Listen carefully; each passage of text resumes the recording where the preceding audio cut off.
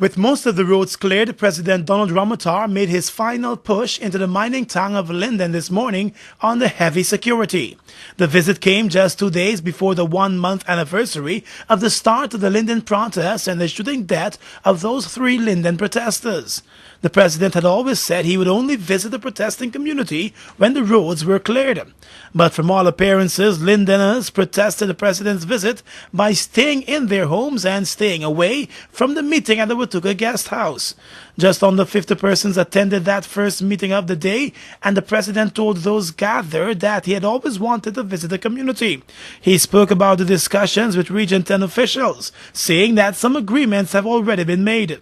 Immediately after what happened on July 18th, we have decided to set up a commission of inquiry.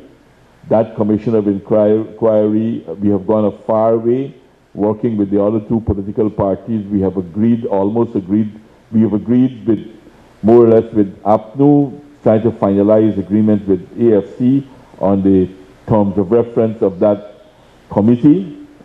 And we will start that investigation as early as possible, and even to include some people coming from overseas. Presidential advisor Gail Teixeira, who formed part of the president's delegation, announced that the government and the Region 10 officials had reached an agreement on the members of that technical team tasked with reviewing the government's plan to increase the cost for electricity at Linden. The 7-man team has now been agreed to. What will commence now is setting up the team, where it will work, how it will work, the access to resources, etc. So once that team is put in order, now that we have the names as of yesterday, that they have 60 days to report and will report back fortnightly to the 2 sides. And I believe that is a critical component as far as we understand of what the Linden community wanted. One Linden resident at the meeting told the president that he could have avoided all that happened in the town over the past few weeks had he visited much earlier. Sir, good morning. Thank you for coming, but I'm still saying you came like a thief in the night. Like what happened during the third day when you came to open that exhibition.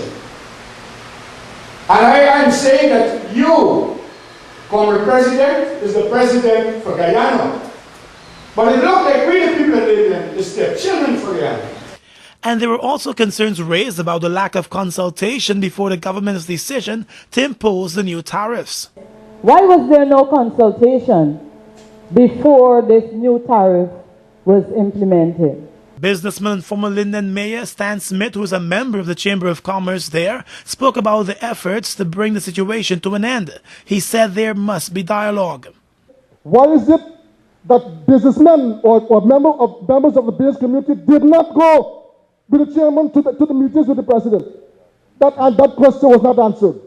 I'm saying that the time has come for this thing to come to an end, and the time has come for the business community to play its role in the development of this town. When the group met with us, we had to meet them because Mr. Solomon and Ms. Kisoon didn't turn up, and time was a factor, and we were meeting and talking with people. They came late in the afternoon, and we met them still.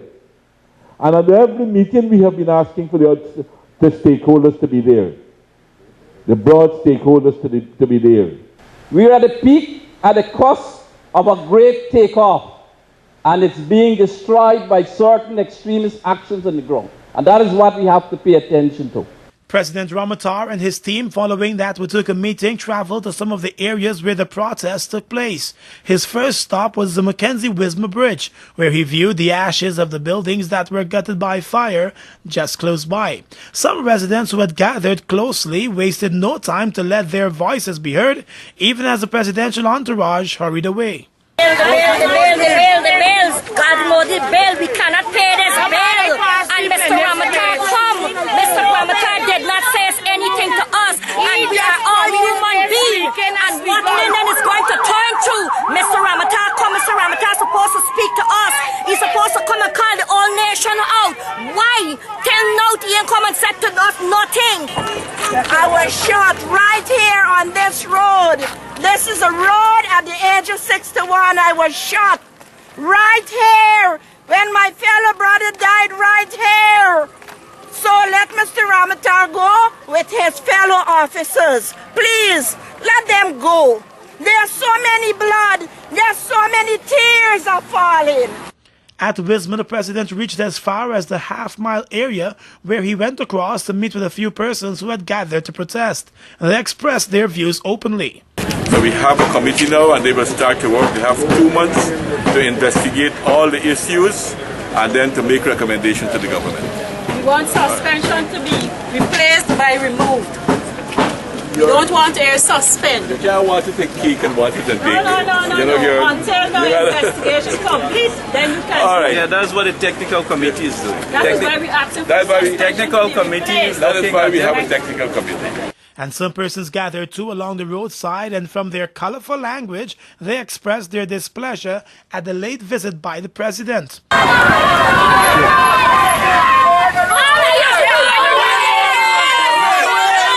At Mackenzie, the president stopped to meet with some other persons who had gathered, even as music systems blasted songs of resistance.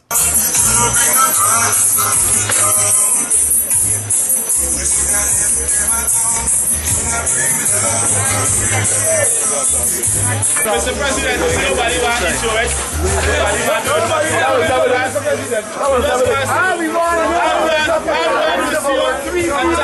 That was never the story. That was never the issue. The issue was, I wanted to come in 3 weeks ago. The man started using that when a hero come in, they go run up the road and make noise. So I don't want to get anybody hurt till I come in here, anybody try to do something. From there and under even more security presence, the team visited the Bosai Bauxite Company, where officials spoke to the president and his entourage about the impact of the protest action in the company over the past few weeks.